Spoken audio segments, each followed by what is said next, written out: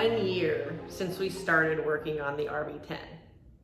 Technically, I missed it by about 3 or 4 days, but still, we're gonna count it as close enough. It's been 1 year that we've been working on our RV-10, and really just kind of shocking when it dawned on me that it's been that long. I'm really pleased with the amount of work that we've gotten done on the plane during that time. We have built the vertical stabilizer, the rudder, the horizontal stabilizer, the elevators with the exception of the trim tabs, which we have to redo, the tail cone, the main spars, the wing ribs, the rear spars, the top skins, and our zip tips arrived for our wing tips. We are currently working on the fuel tanks and the ailerons. And actually you can see one of the fuel tanks here behind me that we're working on finishing sealing up. So really pleased with everything that we've gotten accomplished. Even though it's been a year, technically it's only been 10 months of building. I mentioned in a previous video that we had to take off about 2 months there, October to November-ish, due to work travel, vacation, holidays, and then sadly we lost a member of our family. So with all of that, we ended up losing about 2 months there. So it's technically it's 10 months of build time, but it's been a year. So I thought that was worth going over with you guys and kind of looking at where we are now versus where we were then. And looking, I guess, at the mindset, and then if I could go back, what I would wish I knew.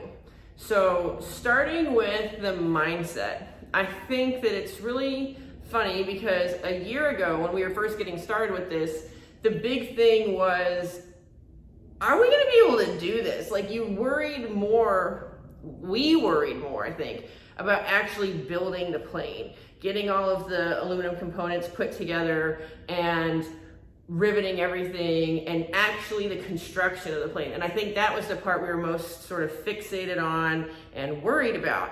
And now you fast forward to a year and the emp kit's done, the wing kit's almost done, the fuselage kit comes tomorrow, and you're looking at everything else that you still have to do for the plane and realizing, building the plane was a piece of cake. It's the rest of the stuff that you're now having to learn about, you know, figuring out what you're gonna do for the engine, the ignition system, the avionics. Are you gonna have somebody build your panel? What sort of add-ons do you wanna have? Do you wanna have air conditioning? Do you wanna have an oxygen system? All sorts of stuff like that, that now when you're looking at it, you kind of laugh. I mean, I do. I think it was really kind of funny that we were more worried about building the plane, and now you're kind of like, oh, can't I just keep doing the aluminum stuff? That was really easy. But that's, I think, kind of the difference in the mindset, is starting to realize as you finish building all the different components, how much more there is to it than just building all the pieces and assembling them together. There's still quite a bit more. If I could go back and talk to myself a year ago, I think that a couple of the things I would say are, don't freak out when you make a mistake. I remember being upset when I had to drill out a rivet, upset if something didn't quite go right. The first time I think that we had to order a replacement part, feeling defeated and like I'd failed and it was terrible. And then you start to realize mistakes are gonna happen. And a lot of the time, they're not gonna be as bad as you think. Thank you to all of our wonderful tech advisors and other builder friends helping get us through those freak out moments. When you make a mistake though, don't beat yourself up. It's not saying don't be mad. Absolutely, I'm sure you're gonna be mad. You're gonna be upset that something went wrong and didn't go perfectly right the first time. But go let yourself be mad for an hour or the rest of the day, whatever it is, and then regroup, pick yourself back up, and get back to it. Don't let it get you down and discourage you. So everyone's gonna make mistakes on the build. I would also say that you will probably end up wanting to buy more tools.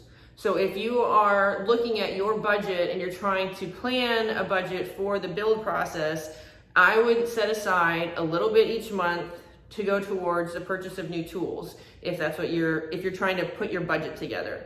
Because the kit that we bought ours from Cleveland Tool, and the RV-10 kit that they had put together was great, but there are certain other tools that we've found and we've learned about that have made the job easier by having those. Things like dimple dies, other rivet sets for the rivet gun, other yokes for the pneumatic squeezer.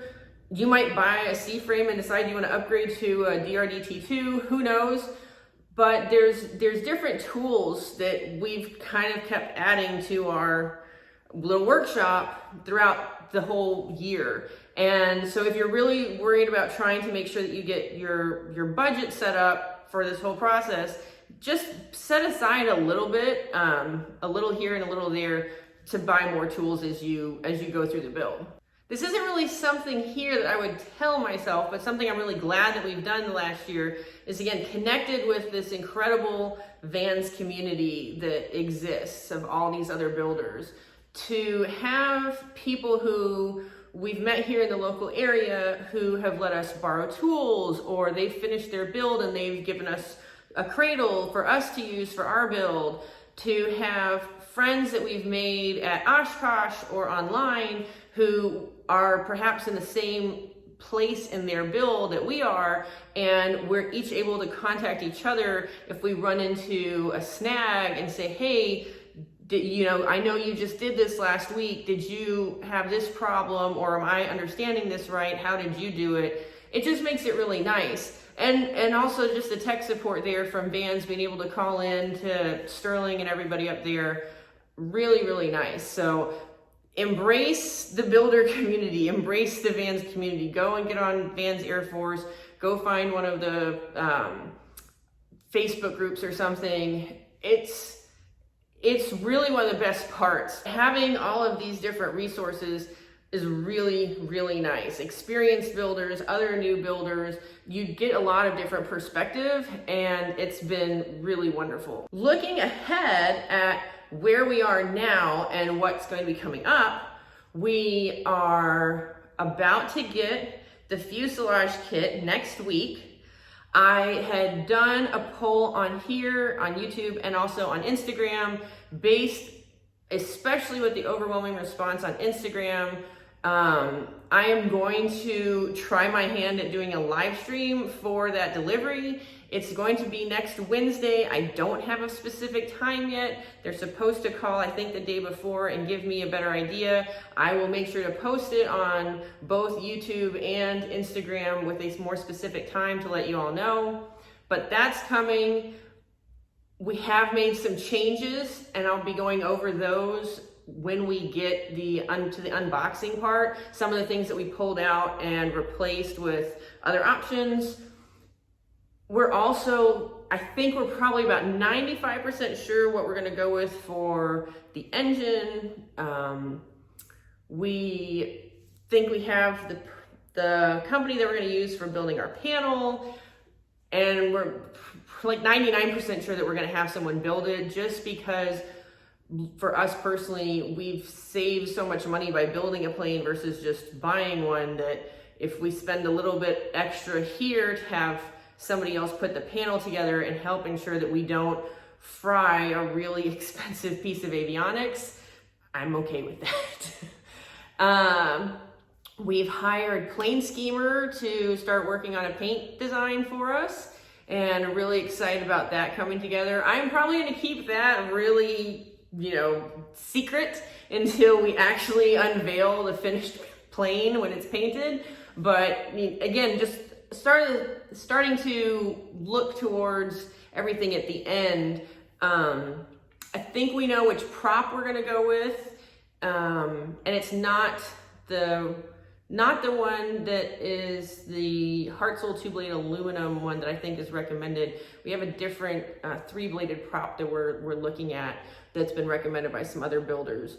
I'll get to those later once we actually get to that part. But so that's where we stand now. The build part really isn't the intimidating part at all anymore. It's not a concern. It's just more a matter of time and punching the clock and making sure that we're getting everything completed in a timely manner, because we really want to be able to fly this plane to Oshkosh next year. That's our goal. And so just trying to make sure that we're getting everything accomplished as speedily and efficiently as possible. If I had to pick my favorite and least favorite parts of the build so far, let me think. I would probably say that I think the tail cone was one of my favorite parts, just because there was something about having it there in front of you that it really started to feel like a plane. And so because of that, it was long and it was really big, and trying to figure out how to work around it was interesting, but it really was great to see that tail cone there together. And I don't know, it just really started to sink in that, wow, this is awesome. If I had to pick the least favorite, I'm probably gonna go with the ailerons. You will find out more in future videos, but it was just kind of a pain in the butt. We'd had a couple different problems come up. We have reordered some skins for the ailerons, which are on their way. And yeah, that was probably my least favorite part. But it's not like it's impossible. It's just the one, perhaps, let me say, the one that was most frustrating instead of least favorite. So the one that was more aggravating. I think one of the more stressful parts that we had to work on was the main spars. Just knowing how expensive they are, how they are a matched set, and how if you muck something up, that is going to be quite an expensive part set to replace. So yeah, that one was more of the kind of lump in your throat, please don't mess this up. And it was also countersinking hell. It was just nonstop countersinking. So, but yeah, that one wasn't so bad. It was just, I think, more stressful. It was, again, recognizing what it costs and how much it would cost to ship replacement set would be awful. So that's my little recap for 1 year of our build, where we came from, where we're at currently, and what we're looking forward to in the future. Really excited with the progress. Really can't believe that we've got the third kit already from Vans coming next week, and just excited to see what the future holds. Fingers crossed that we're gonna get this knocked out and finished and be able to fly it into AirVenture next July, which I'm so looking forward to since it got canceled this year, but it happened. So we'll just have to deal with it. Thanks for watching. I hope you enjoyed this video. If you did, please be sure to give me a thumbs up and make sure to subscribe to my channel if you haven't already done so for more videos like this and to follow along as we build our RV-10.